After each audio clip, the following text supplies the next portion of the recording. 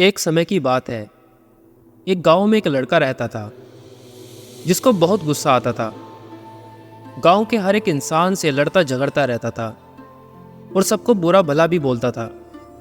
यहाँ तक कि अपने पिता से भी बदतमीजी से बातें करता था और घर का सामान इधर उधर फेंक देता था। उसकी इस हरकत से परेशान होकर उसके पिता ने एक तरकीब निकाली। उन्होंने 1 किलो से भरा एक थैला उस लड़के को दे दिया और उससे कहा कि जब भी तुम्हें गुस्सा आए तो घर के पीछे वाली दीवार में जाकर एक कील ठोक देना। लड़के ने ऐसा ही किया। उसको जब भी गुस्सा आता था तो वो पीछे जाकर एक कील ठोक देता था। लेकिन धीरे धीरे कुछ दिन बाद वो कीलें कम होने लगी।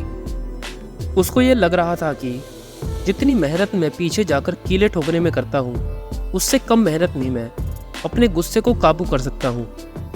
कुछ दिनों में उसने अपने गुस्से पर काबू करना सीख लिया और एक दिन ऐसा भी आया कि उसने दिन में एक भी कील नहीं ठोकी। ये बात उसने अपने पिता को बताई। उन्होंने कहा, बहुत अच्छी बात है, अब तुम्हें एक काम और करना है। अब जिस दिन भी तुम्हें गुस्सा ना आए तो उस दीवार में से एक कील को निकाल देना। लड़के ने ऐसा ही किया। उसको जब भी गुस्सा नहीं आता था तो वो पीछे जाकर वहाँ से एक कील निकाल देता था।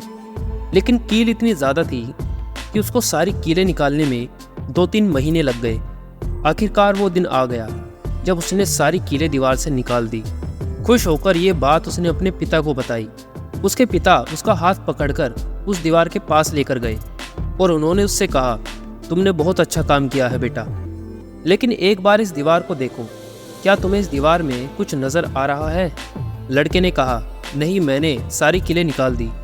तो उसके पिता ने कहा, एक बार ध्यान से देखो, शायद तुम्हें कुछ नजर आए। उस लड़के ने कहा, हाँ, मैंने जो कीलें निकाली थी उनके निशान मुझे नजर आ रहे हैं। तो उसके पिता ने कहा, बिल्कुल ऐसे ही जब तुम गुस्सा करते हो, लोगों को बुरा भला बोलते हो तो उन्हें तकलीफ होती है, उनको बुरा लगता है और वहाँ पर एक निशान रह जाता है जिस निशान को तुम चाहकर भी नहीं मिटा सकते, फिर चाहे तुम उनसे जितना मर्जी माफ़ी मांग लो।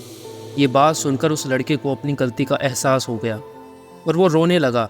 उसने तभी अपने पिता को गले लगाया और उनसे माफ़ी मांगी और फिर उसने कसम खाई कि वो आज के बाद कभी भी गुस्सा नहीं करेगा।